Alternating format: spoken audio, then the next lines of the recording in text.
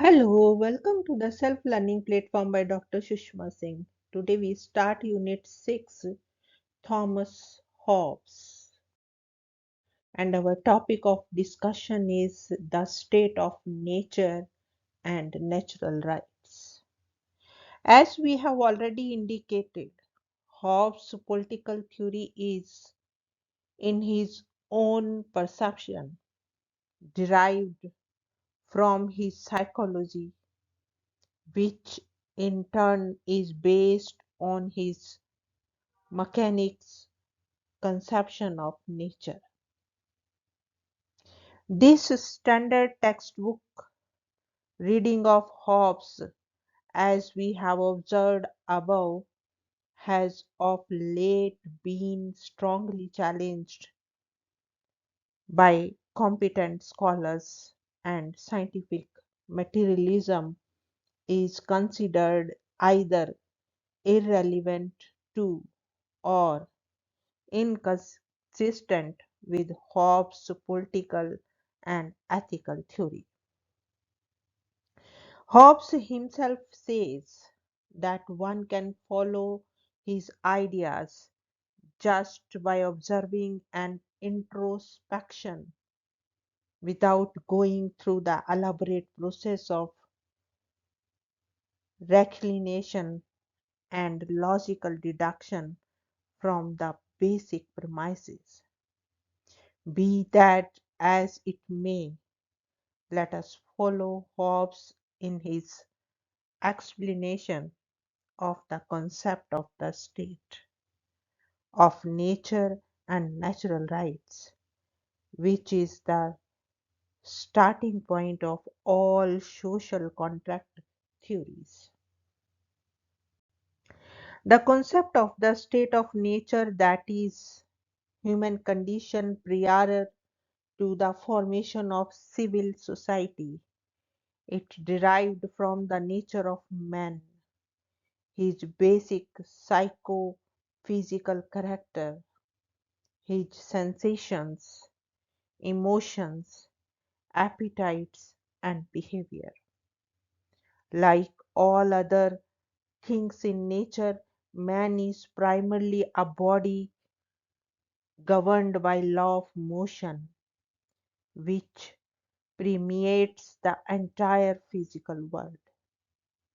There are, Hobbes says, two kinds of motion in animals: vital motion and voluntary motion.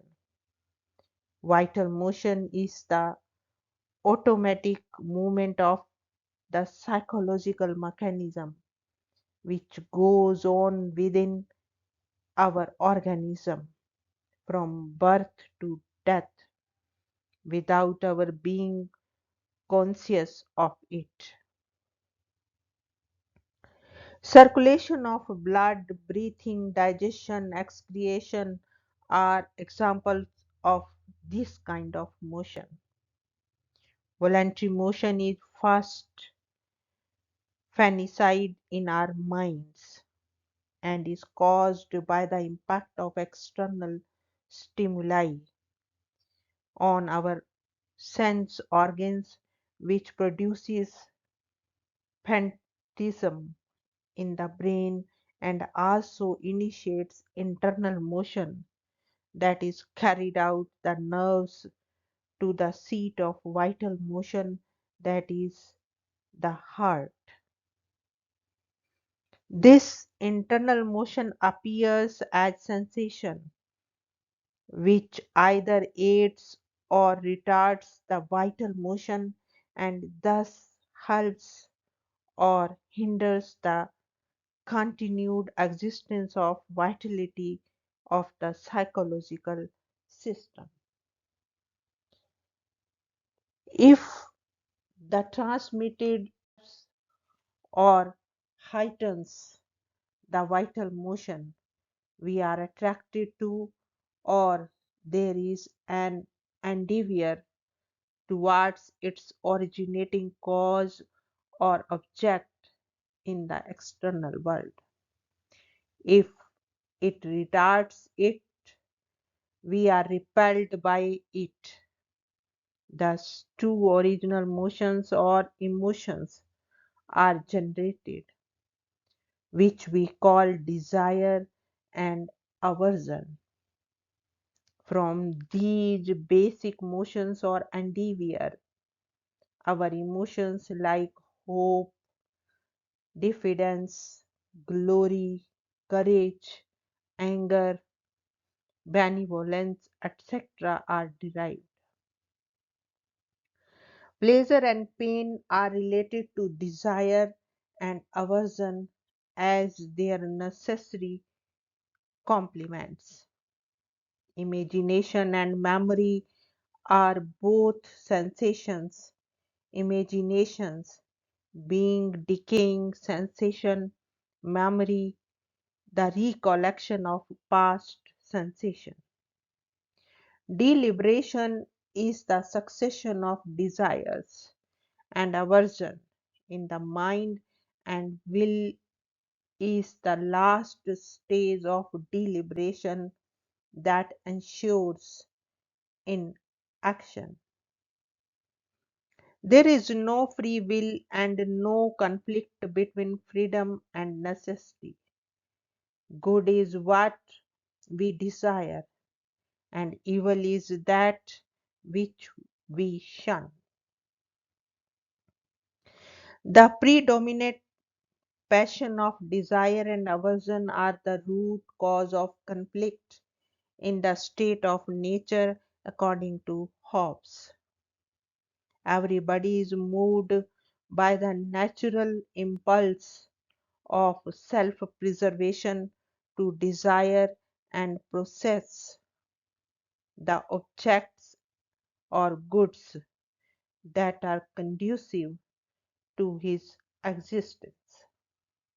Since the goods or objects of desire are limited and men are roughly equal in strength, when physical power of some is offset by the mental superiority or cunningness of others, there consequently occurs a ruthless competition and conflict of interest among individuals in which no one is eventually victorious. Competition for goods of life becomes a struggle for power, because without power one cannot retain what one has acquired. But it is in the very nature of power that it must be continually augmented to save it from dissipation. One cannot retain power without acquiring more power. This it turns out to be a struggle for power after power, which seeks only in death. Sense of insecurity, fear, vainglory, and pride aggravate this tragic condition. Hobbes says that in the state of nature we find three principal causes of quarrel. First, competition; second, diffidence; third, glory. The first maketh man invade for gain, the second for safety, and the third for reputation. The crux of the matter is concisely put it in the following words. I put for a general inclination of all mankind a perpetual and restless desire of power after power that ceaseth only in death. And the cause of this is not always that a man hopes for a more intensive delight that he has already attained to, or that he cannot be content with a more moderate power, but because he cannot assure the power and means to live well, which he hath present without the acquisition of more.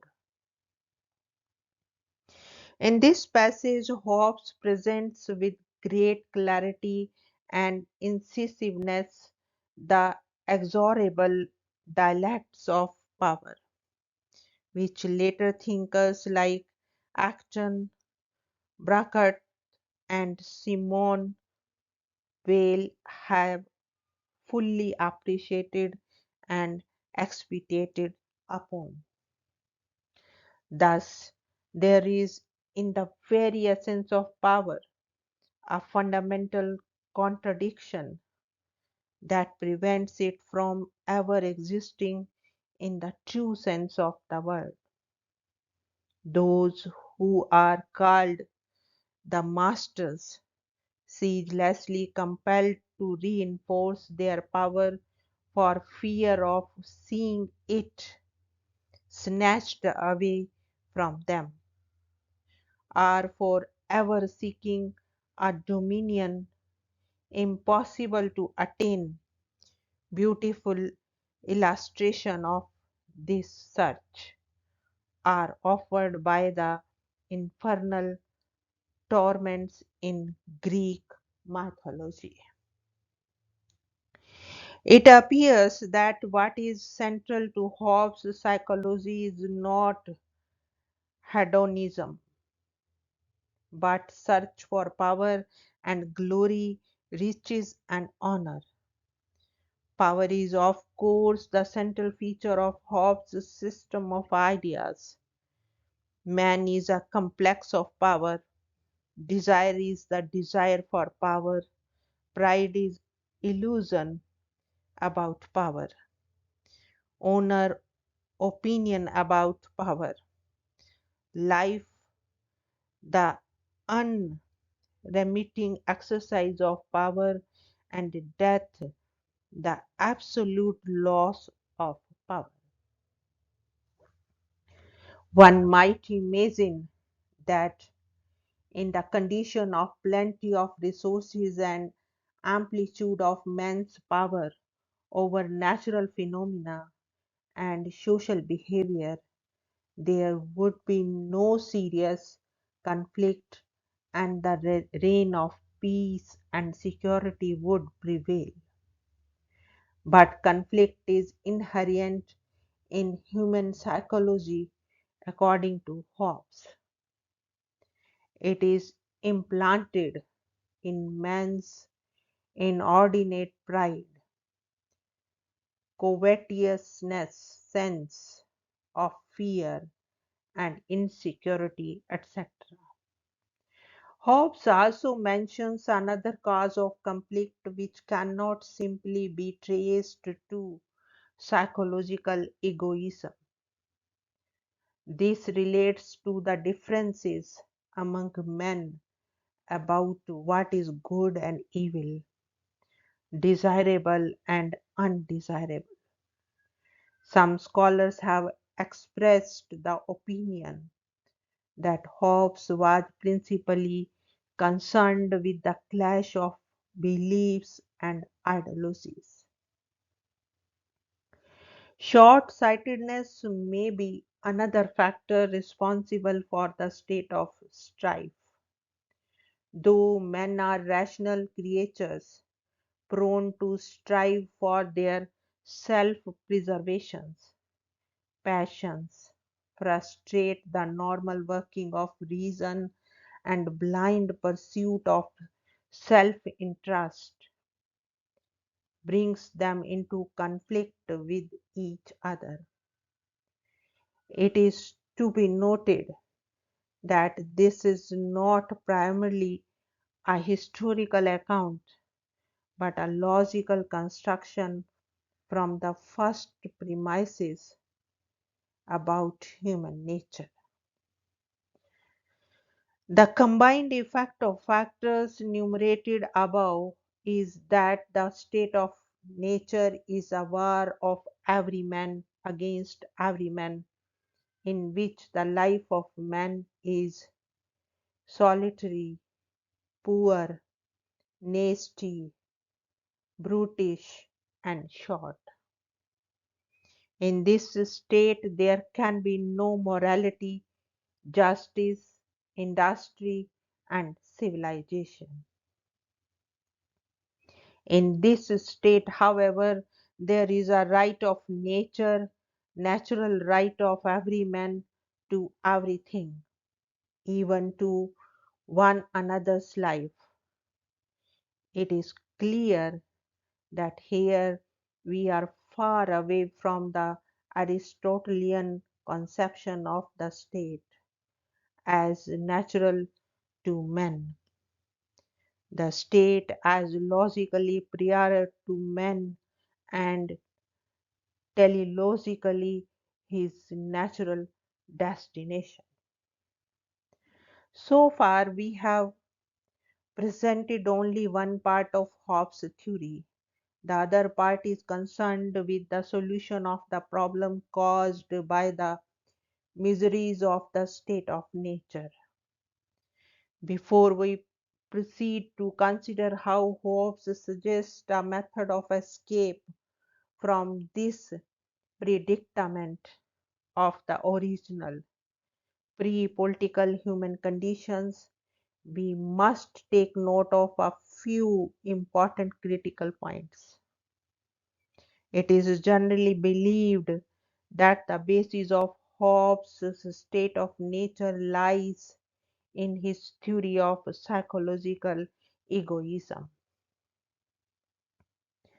This point has been vigorously challenged by some writers on the ground that Hobbes does take into account other regarding or altruistic motives and virtues like sympathy, pity, kindness, charity, benevolence, etc. According to John Plumage, psychological egoism, which so many of Hobbes' critics have fastened upon, is not really necessary to his political theory. Bernard Gert has argued that psychological egoism does not necessarily imply that men act only out of selfish motive. From the fact that whenever anything benefits my vital motion, this causes me to desire it. It does not follow that I desire it because I believe that it will benefit my vital motion. Although Hobbes does maintain that our desiring a thing is caused by its benefiting our vital motion, he never claims that whatever we desire because we believe it will benefit our vital motion. According to Kafka, Hobbes is a rule egoist, but that it is not necessary to decide this technical point in the present context. The other important concept that Hobbes introduces in his account of the state of nature is natural right.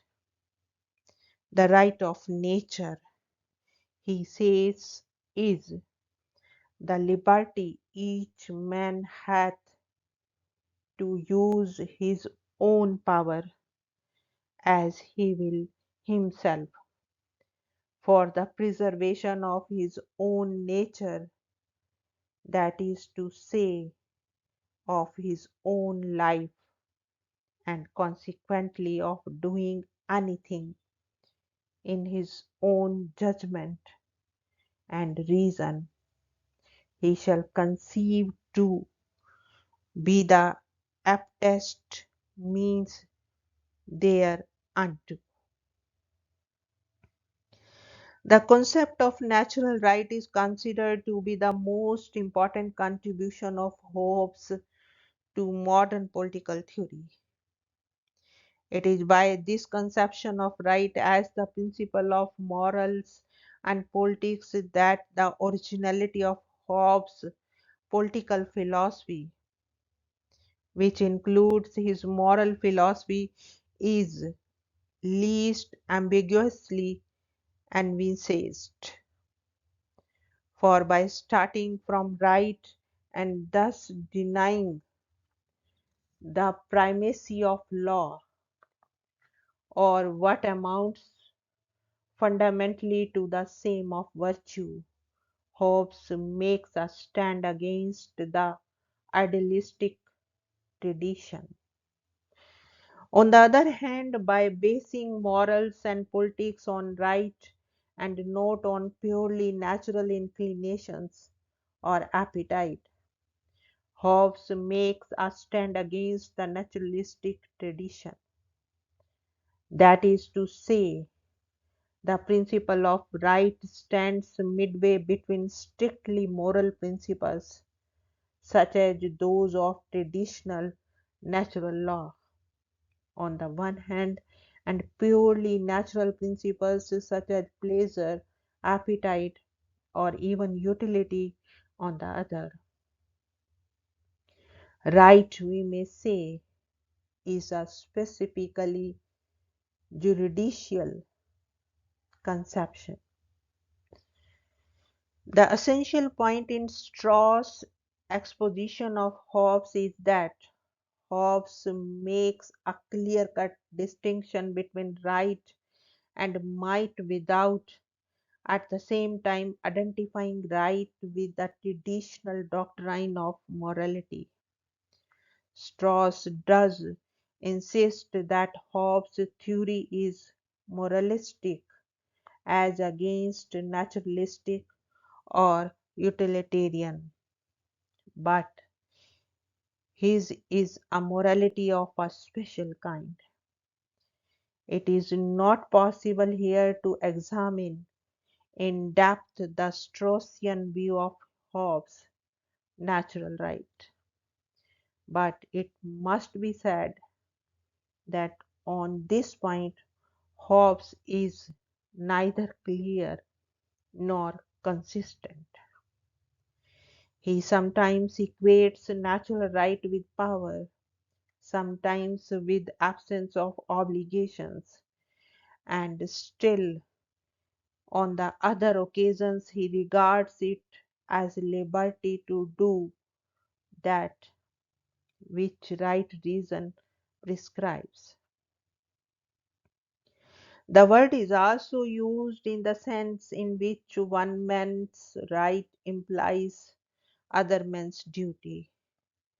The paradox of natural right as Hobbes conceives it is that in the state of nature it remains highly precarious on account of the very conditions in which it is claimed, and in civil society it touches the vanishing point, that is, it survives simply as the right to life which even the sovereign cannot touch except in extraordinary conditions.